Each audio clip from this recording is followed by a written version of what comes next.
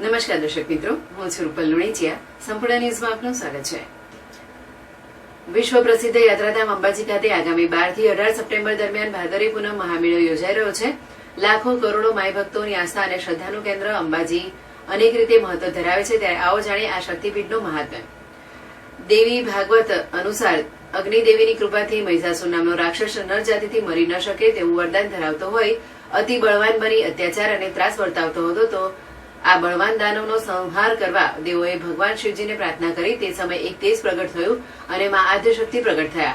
આ દાનવનો સંહાર માતાજીએ કરતા તેમણે મહિષાસુર મર્દિની કહેવાયા. આ બળવાન દાનવનો સંહાર કરવા દેવોએ ભગવાન શિવજીને પ્રાર્થના કરી અને માં આદ્યશક્તિએ ત્યાં જ સ્થિર થઈ ગયા.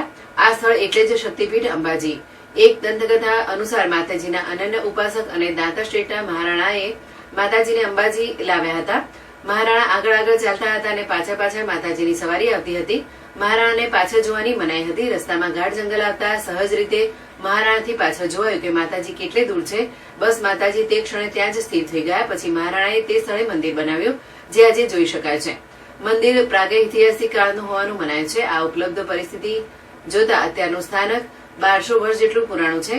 અંબાજીના વર્ણન સ્તુતિઓની પરંપરા છેક પુરાણોથી લઈ આદિ શંકરાચાર્ય અને અર્વાચીન ઇતિહાસ અને પ્રવાસ વર્ણનો પણ જોવા મળી રહ્યું છે.